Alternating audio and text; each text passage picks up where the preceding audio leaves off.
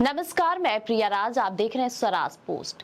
बिहार की राजनीति से जुड़ी इस वक्त की बड़ी खबर। बिहार विधानसभा का मानसून सत्र आज से शुरू हो गया है। ऐसे में यह सत्र सिर्फ 5 दिनों का है, सोमवार से शुक्रवार तक। लेकिन इस सत्र के अहम होने की कई वजह है, क्योंकि साल के अंत में बिहार विधानसभा चुनाव होने वाले हैं और यह नीतीश कुमार और नीतीश सरकार के मौजूदा कार्यकाल का शायद आखिरी बड़ा सत्र हो सकता है।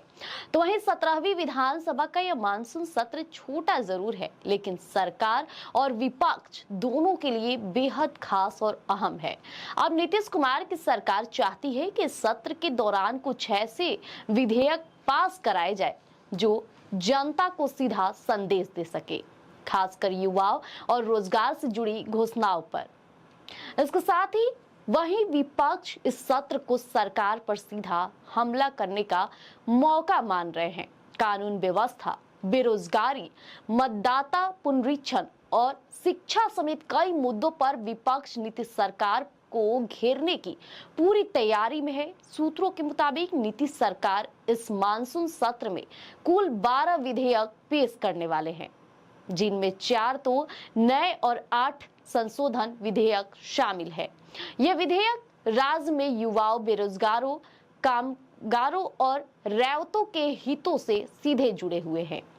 इनमें से कुछ विधेयक ऐसे भी हैं जो चुनावी साल में युवाओं को बड़ी राहत देने का संदेश दे सकते हैं।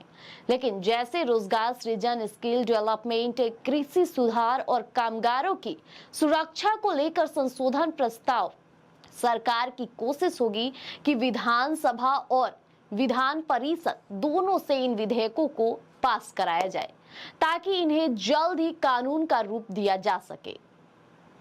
सोमवार को सत्र की शुरुआत यानी कि आज हुई है, जिसमें स्वास्थ्य मंत्री मंगल पांडे ने हिंदू धार्मिक न्यास संशोधन विधेयक 2025 पेश किया।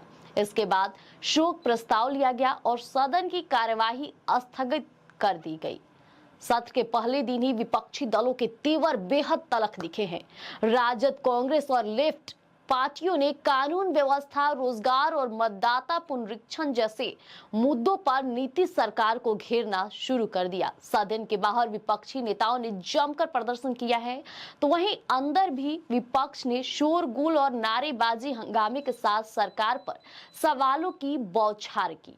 अब विपक्ष का आरोप है कि राज्य में अपराध बढ़ रहा है, बेरोजगारी पर सरकार चुप है और मतदाता सूची में गड़बड़ी की शिकायतें भी लगातार आती रही है और कोई कार्रवाई नहीं हो रही। तो बिहार विधानसभा का यह मानसून सत्र चुनावी साल में हो रहा है, इसलिए सियासी माहौल पहले से ही गर्म था और सत्र के दिन तो और ज्यादा गर्म हो गया है। नीतीश सरकार एजेंडे को जनता तक पहुंचाने के लिए सत्र का इस्तेमाल भी करना चाहती है, लेकिन विपक्ष को यह मौका बार बार मिल रहा है कि चुनाव से पहले सरकार की नाकामी को उजागर किया जाए। अब सत्र के दौरान जमीन, शिक्षा और स्वास्थ्य और बिजली जैसी बुनियादी सुविधाओं से जुड़े मुद्दे पर तीखी बहस हो सकती है। साथ ही साथ पिछले कुछ महीनों में देखा जाए तो कानून व्यवस्था और भर्ती घोटाले को लेकर सरकार पहले ही घिरी हुई है। ऐसे में विपक्ष का आक्रामक रुख भी सत्र और ज्यादा विवादास्पद बन सकता है। अगले 4 दिनों में यह देखना दिलचस्प होगा कि नीतीश सरकार किन विधेयकों को सफलतापूर्वक पास कर पाती है। क्या विपक्ष अपनी रणनीति में कामयाब होगा? और सबसे बड़ा सवाल, क्या वाकई यह सत्र आने वाले विधानसभा चुनावों का टोन सेट कर देगा? तो विधानसभा से जुड़ी मानसून सत्र के तमाम अपडेट के लिए हमारे साथ जुड़े रहिएगा। स्वराज पोस्ट पर पल पल अपडेट हम आपको यूं ही साझा करते रहेंगे। धन्यवाद।